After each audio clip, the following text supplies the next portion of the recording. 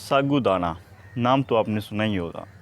और लेकिन इसके काम को हमारा ये अलमिया है कि हमारे जो मुआलिज हैं, देसी मुआलिज, देसी टोटकों वाले डॉक्टर, तबीब, अताई, वो इस सागूदाना को महदूद कर देते हैं सिर्फ़ बुखार के मरीज़ों तक या फिर टाइफाइड के मरीज़ों तक।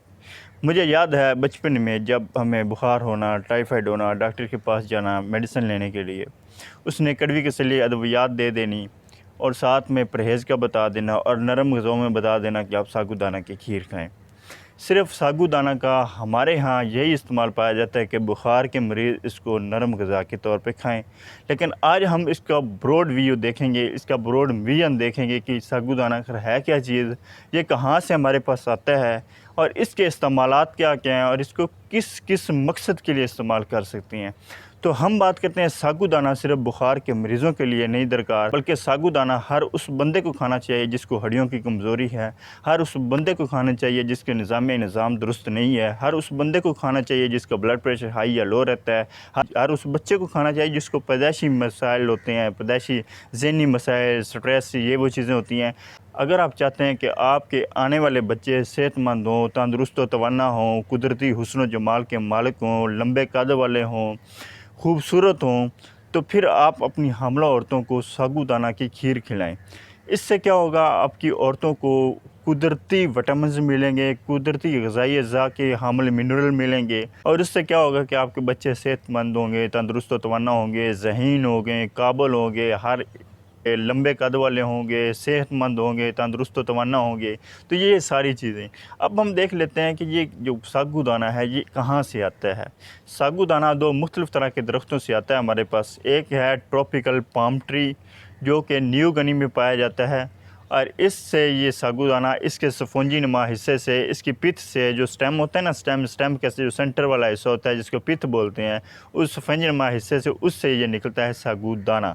अच्छा, लेकिन उससे ये परफेक्ट सागूदाना नहीं मिलता, उससे वो पाम से निकालते हैं, उसको एक्सट्रैक्ट करके उसके बाद उसको ट्रीटमेंट करते हैं किसी मशीनरी वगैरह में और उसके बाद उसको दानेदार सागूदाना बना के हमें भेज देते हैं। मुख्तलिफ़ ममालिक से वो बरामद करते हैं, मुख्तलिफ़ ममालिक को वो भेज देते हैं।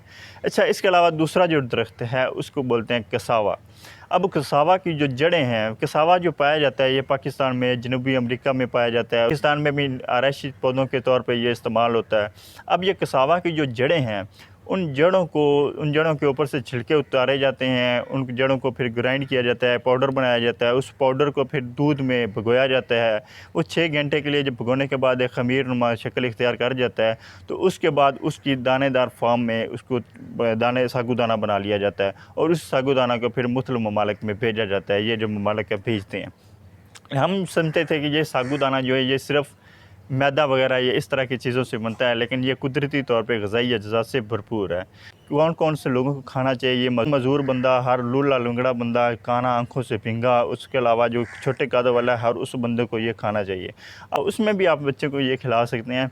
उसके अलावा अगर आपके बच्चे बड़े हो जाते हैं, जब ग्रोथ कर रहे होते हैं, तकरीबन जब वो टीन एज में आते हैं या टीन एज से पहले आते हैं, जब उन्होंने कद अचानक से शूट करना होता है लेकिन वो कद शूट नहीं करता किसी वजह से, जेनेटिकली या किसी भी वजह से, तो आप उसको सागूदाना खिलाएँ।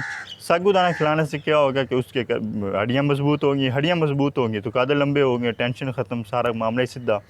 अच्छा, अब ये जनाब क्या काम करता है, इसके फ़ायदे को देख लें। ये आपके पट्ठों की अफ़ज़ाइश करवाता है, असाब को, पट्ठों को मज़बूत कराता है। सागूदाना की खीर खाएंगे आप तो। अच्छा, उसके अलावा क्योंकि इसमें प्रोटीन पाई जाती है। अच्छा, ये हड्डियों के लिए क्यों ज़रूरी है जनाब कि इसमें विटामिन के पाया जाता है, कैल्शियम और आयरन बहुत ज़्यादा मिक़दार में पाया जाता है, इसके लिए ये आपको हड्डियों को मज़बूत करेगा, आप सागूदाना खाएँगे। ये ब्लड प्रेशर को कंट्रोल करता है क्योंकि इसमें क्या पाया जाता है, पोटेशियम पाया जाता है। ये एनर्जी रिच होता है, आपको तंदुरुस्त व तवाना करता है। वो हज़रात जिन्होंने हैवी मशीनरी चलानी होती है या भारी काम करना होता है, वो सुबह सवेरे क्या करें, एक प्याला इसकी सागूदाने की खीर का खाएं और जाकर खाएं। ऐसे काम को पढ़ेंगे जैसे स्पाइडरमैन पढ़ता है। اس کے علاوہ یہ آپ کے وزن گیم میں بھی اضافہ کرتا ہے. وہ بچے جن کو سوکھڑا پن ہوتا ہے, سکے سکے سے ہوتے ہیں, میرے جیسے, میرے سے بھی زیادہ سکے ہوتے ہیں, تو ان کو چاہیے کہ وہ ساگودانہ کی کھیر کھائیں, ان کے والدین ان کو ساگودانہ کی کھیر کھلائیں. اس سے ان کے بچوں کا وزن میں اضافہ ہوگا, وہ صحت مند ہوں گے, خوبصورت ہوں گے. اچھا, یہ آپ کی نظام کو درست کرتا ہے, پیٹ میں جو بھارا پن ہوتا ہے قبض سے نجات دلاتا ہے. اس کے علاوہ یہ کولیسٹرول کو بھی ختم کرتا ہے, بد ہضمی سے آپ کو نجات دلاتا ہے. تو یہ اتنے زیادہ اس کے ساگودانہ, لیکن ہم نے کیا سن رکھا تھا, صرف بخار کے مریض کھائیں, صرف ٹائیفائڈ کے مریض کھائیں نرم غذا کے طور پہ. لیکن آپ نے صرف نرم غذا کے طور پہ استعمال نہیں کرنا, آپ نے ان سے باقی زیادہ فائدے لینے اور اپنے جسم کو تندرست و توانا بنانا ہے. تو یہ تھی ہماری آج کی ویڈیو. اگلی ویڈیو تک کے لیے اجازت دیجیے, اور ہمارے چینل کو سبسکرائب نہیں کیا تو سبسکرائب کیجیے, بیل آئیکن کو پریس کرنا مت بھولیے. دعا میں یاد رکھیں. اللہ حافظ.